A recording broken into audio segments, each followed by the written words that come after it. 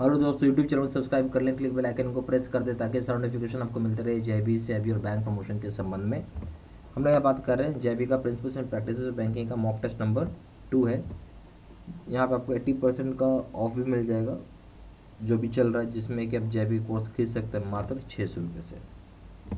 चलिए स्टार्ट करते हैं। तो पहला सवाल है, KYC guidelines have been issued by RBI under which of the following. तो सवाल ये है कि KYC जो गाइडलाइंस है आपकी, ठीक है, KYC गाइडलाइंस जो है, जो कि इशू की गई है RBI के द्वारा, वो किस सेक्शन में आता है। ए ऑप्शन है section 21 of banking regulation act, B option section 31A of RBI act, C option section 35A of RBI act, D option है section 31 of NI act, E option none of the above. सही option हो जाएगा E, none of the above. ठीक है। Question number 2, which of the following is not a feature of term deposit. इनमें से कौन सा चीज जो फीचर नहीं है, टर्म डिपॉजिट का फीचर नहीं है, उसमें कैरेक्टरिस्टिक्स नहीं है। ए ऑप्शन है minimum period is 7 days and maximum 10 years. इसमें सीधा सा एक बात बोले, मिनिमम 7 दिन है, मैक्सिमम 10 साल है। बी है tax deduction at source is to be done where the amount of deposit is more than rupees 10,000 with effect from 1st June 2007। ठीक है, टैक्स डिडक्शन करना पड़ेगा उस जगह जहाँ अमाउंट ऑफ डिपॉजिट 10,000 से ज़्यादा होगा 1 जून 2007 की बात है, के बाद से। या ठीक है, term deposit can not be transfer, term deposit आप ट्रांसफर ही नहीं कर सकते हैं। D option, the name of other person can be added और deleted to the deposit on request of the depositors. बोलते जो नाम होता है दूसरे इंसान को, उसको ऐड और डिलीट कर सकते हैं डिपॉजिटर की रिक्वेस्ट पे। समझ के बात। अब इसमें से पूछ रहा है सही कौन सा नहीं है ना, नॉट है, नॉट फीचर बताइए। तो देखिए इसमें जो ए ऑप्शन है कि मिनिमम पीरियड जो है 7 दिन होता है, मैक्सिमम 10 साल के लिए FD ओपन कर सकते हैं, बिल्कुल सही बात है ये। फिर टैक्स डिडक्शन एट सोर्स, ये वाली बात गलत है, तो इसलिए ये बी ऑप्शन सही होगा। फिर है टर्म डिपॉजिट जो होता है इसको आप ट्रांसफ़र नहीं कर सकते हैं, ये बात भी सही है। फिर है आप चाहेंगे किसी नाम, किसी भी इंसान का नाम आप इसमें ऐड करवा लो, डिलीट करवा लो, ये डिपॉजिटर जब चाहेगा रिक्वेस्ट करके कर सकता है, ये बात भी सही है। तो तीनों बात सही है, यानी सही ऑप्शन बी आ जाएगा, क्योंकि 3 बात सही, गलत कौन सा था, बी था।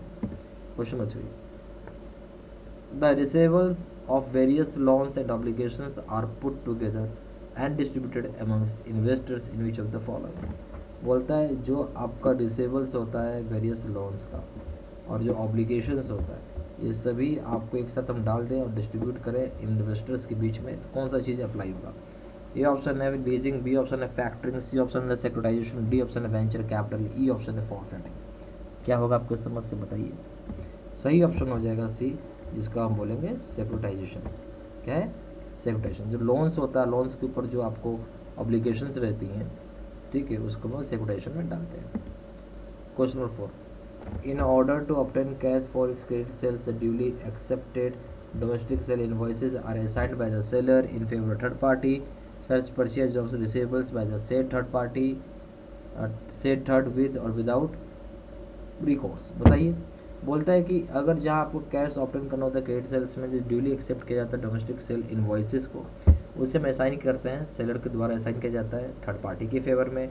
इस तरह का जहाँ परचेज होता है रिसीवेबल्स से थर्ड पार्टी के साथ विथ या विदाउट रिकॉर्स में, विथ रिकॉर्स हो चाहे विदाउट रिकॉर्स, उससे हम क्या बोलेंगे। ए ऑप्शन है फैक्ट सेक्युरिटाइजेशन, बी ऑप्शन है फैक्टरिंग, सी ऑप्शन है बिल डिस्काउंटिंग, डी ऑप्शन है फॉरफेटिंग। सही ऑप्शन हो जाएगा इसमें फैक्टरिंग। ठीक है,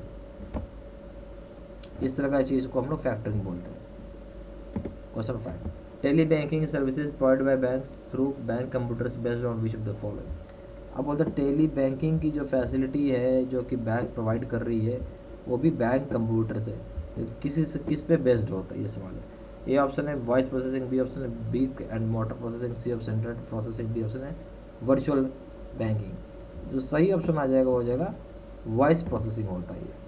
ठीक है, टेली बैंकिंग का ही मतलब है कोई बोल रहा है तो वॉइस प्रोसेसिंग हो गया। क्वेश्चन नंबर 6 है, in e commerce the consumer moves from a physical store in a market place to. बोलते ई कॉमर्स में कहते हैं कंज्यूमर जो होता है फिजिकल स्टोर से मार्केट प्लेस में आता है, क्यों। ए ऑप्शन है store of the seller located at far of place, store जो सेलर का दूर, घर से दूर लोकेटेड है। B option store the seller located at far of place, यानी सेलर का जो स्टोर है दूर लोकेटेड है। C option store the seller near the house of the well, store जो होता है सेलर का घर के नज़दीक में है, ठीक है। तो क्या सही ऑप्शन है, देखिए सही ऑप्शन हो जाएगा बी, स्टोर जो है सेलर का दूर लोकेटेड है, घर से दूर है, इसलिए ई कॉमर्स ले रहा है कि सामान उसको मिल सके। Question number 7, adjusted net bank credit is, बोलता है क्या एडजस्टेड नेट बैंक क्रेडिट क्या होगा, ए ऑप्शन है NBC plus FC non deposits, B option हो जाएगा NBC plus investment in non SLR bonds in HTM category plus investments eligible as priority sector plus deposits with NABARD for non fulfilment of priority sector target, C option है NBC minus investment in SLR bonds in HTM category, D option है NBC minus FCR bond deposits. तो adjusted net bank credit क्या होगा, B option, यानी NBC plus investment in non SLR bonds in HTM category plus investments eligible as पर priority sector plus deposits with NABARD for non fulfilment of priority sector target, ठीक है। Question number 8 है for Indian banks including private banks which of the following target is not applicable. आप समझिए कि Indian bank जो है जिसमें हम इंक्लूड कर रहे हैं प्राइवेट बैंकों को भी, तो वहाँ पे कौन सी टारगेट जो है वो एप्लीकेबल नहीं होगी। A option overall target 40% of NBC है, बी ऑप्शन हो जाएगा एग्रीकल्चर लोन में 18% ऑफ एनबीसी है, सी ऑप्शन हो जाएगा व्हीकल सेक्शन 10% ऑफ एनबीसी है, डी ऑप्शन है micro and small enterprises 10% of NBC है। आपके समझ से क्या होना चाहिए सही, और वो एप्लीकेबल भी नहीं है, समझिएगा किसको एप्लीकेबल नहीं हो रहा भाई, प्राइवेट सेक्टर को। सही ऑप्शन हो जाएगा D.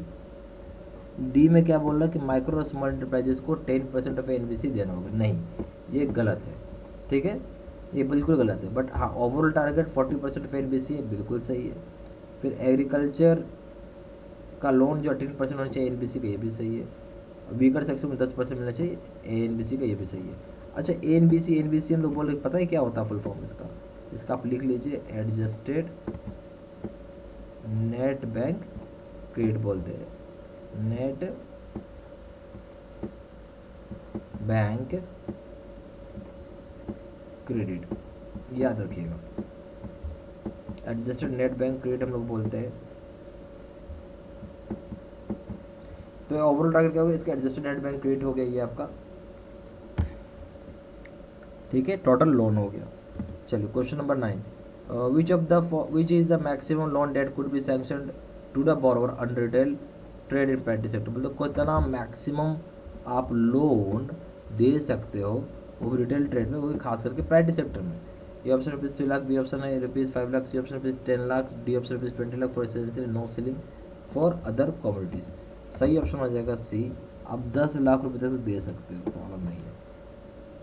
Question number 10, net working capital stand for, net working capital किस चीज़ के लिए स्टैंड करता है।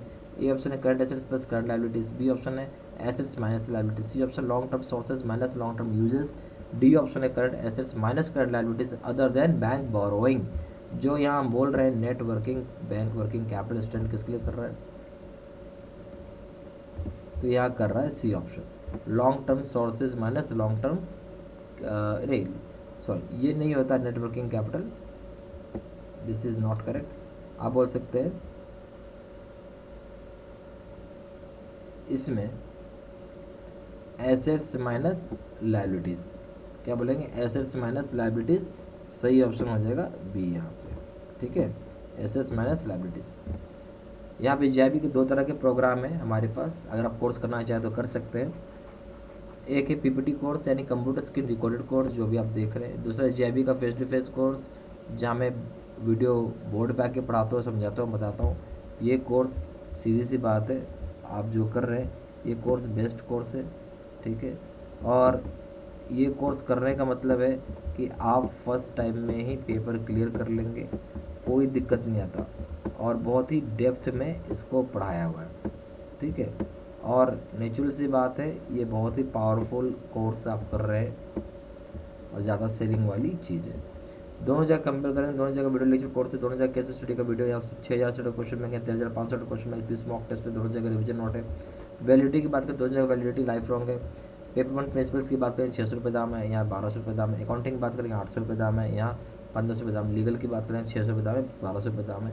तीनों पेपरों को मिला के करेंगे इस दाम 1500 रुपये, इसका दाम यहाँ पे 3000 रुपये। ज़्यादा जानकारी के लिए फ़ोन कर सकते हैं, फ़ोन नंबर है 4 × 9 685 127, दूसरा नंबर है 7827546 946, वेबसाइट में जाकर डायरेक्टली ऑनलाइन ऑर्डर प्लेस कर सकते हैं। वेबसाइट हो जाएगा www.jibcstudymaterial.com। ईमेल आईडी हो जाएगा seedsena123@gmail.com। ये सारी इन्फॉर्मेशन मैंने इसी वीडियो के डिस्क्रिप्शन बॉक्स में भी डाल दी है। ठीक है, थैंक यू।